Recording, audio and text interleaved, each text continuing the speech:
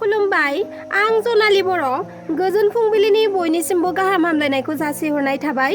आसा खालामो नोंथांमोनाबो मोजाङैनो दङ। दिनै 2023 मायथाइनि 16 अक्ट'बर नोंथांमोननि थाखाय आं गोदान खौरां लानानै फैबावलायबाय।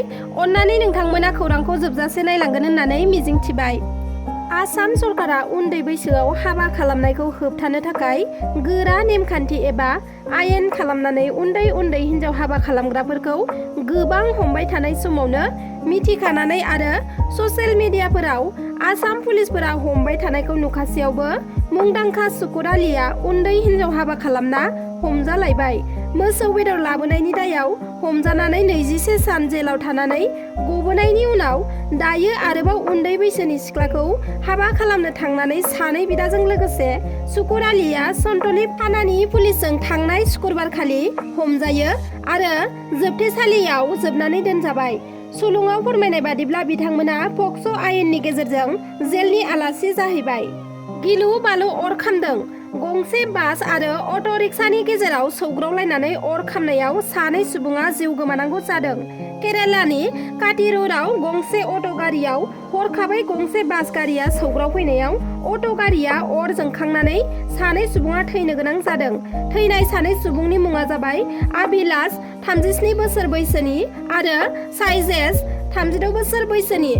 आबिलासआ अट' ड्राइभारमोन आरो साइजेसआ बिथांनि लोगोमोन। मैयानिफ्राय सानथामनि हाबाफारिजों सा क'क्राझार दुलाराय बर' फरायसा आफादनि बानजायनायाव जौ जुवा आरो ड्राग्सनि बाहायनायखौ बन्द' खालामनांगौनि हेंथायै सांग्रांथियारि साइकेल रेलि हाबाफारि लादों।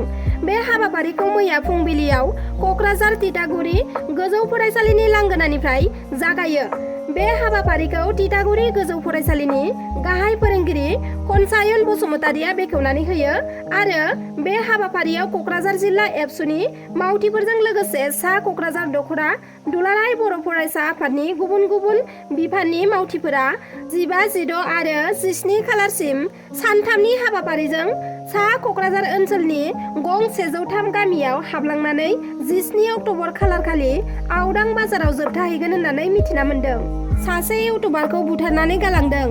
बिहारनि नालान्दायाव सासे 19 बोसोर बैसोनि इउटुबार हाराधानखौ गावनि न'आवनो उन्दुलांबाय थानाय समावनो सोरबा सिनायमोनि दुथां सुबुङा गोबौ हाथियारजों दानख्लाब सुख्लाब खालामनानै बुथारनानै गालांदों।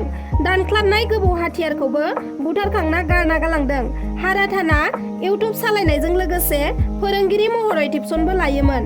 हाराधानखौ नाथाय मा दायनि थाखाय सोर बुथारखो बेखौ मिथिना मोननाय जायाखै। बेबादि गिलु बालु बुथारनाय जाथायखौ ओनसोलनि सुबुंफोरा गिखांनाय फोरमायदों आरो बिथांखौ सोरबा मेगन सानानैसो बुथारनाय सन्देह खालामदों रायजो राजाफ्रा। दा बे जाथायनि सायाव गोख्रों नायबिजिरनाया सोलिगासिनो दं आरो दायनिगिरिखौ थाबैनो हमनानै साजा होनो थाखाय खोथा होदों बिहार पुलिसआ। सुनिबारखालि हराव सटियायाव मोनसे सोमोनांथाव बुथारनाय जाथाया सोराङाव फैदों।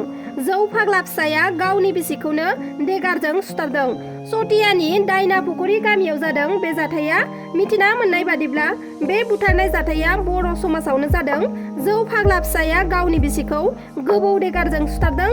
बुथारजानाय बिसिनि मुङा रिता स्वर्गियारिमोन आरो दुथां बुथारग्रा फिसायनि मुङा खरगेसर स्वर्गियारि। दायो दुथां खरगेसरखौ पुलिसआ एरेस्ट खालामबाय आरो थैनाय गोथै सह'खौ पुलिसआ बोखांनानै पस्टमर्टम आनजादनि थाखाय मेडिकेलाव दैथायहरनाय जाबाय। नाथाय मानि थाखाय बिसिखौ बुथारखो दासिमाव मिथिना मोननाय जाथ'वाखै। नगाव जिल्लानि कटियातलियाव पुलिसआ अपारेसन खालामना ड्राग्स हमनो हालायबाय। कटियातलि पुलिसनि बेन्दोङाव थानाय पहरा आउटपस्टनि एसआइ बिकु बर्मननि दैदेननायाव पुलिसनि टीमआ मैया सिग्रोमनानै गंसे बेसेन गोसा गारिनिफ्राय गोबांथार बिबांनि ड्राग्स मोननो हादों। रिपर्टनि बादिब्ला पुलिसआ मोन 34 साबोननि बाक्सायाव जब्द खालामनो हादों गोबांथार बिबांनि ड्राग्स।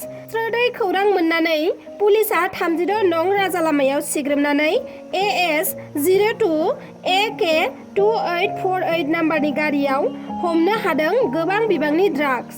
ड्राग्सजों लोगोसे ड्राग्स फालांगिरिखौबो हमनो हादों। हमजानाय फालांगिरिखौ गारि सालायग्रा काइरुल इस्लाम होननानै सिनायथिनो हादों। दिनैनि रादाबा बेखिनियानोमोन। नोंथांमोना आंनि रादाबखौ जोबजासिम नायलांनायनि थाखाय रोजा रोजा साबायखर थाबाय आरो जुदि नोंथांमोना आंनि चेनेलखौ साबस्क्राइब खालामाखैब्ला अन्नानै साबस्क्राइब खालामनानै लादो। लोगोसे लाइक, शेयार, कमेन्ट खालामनो दाबाव। गोजोन्थों।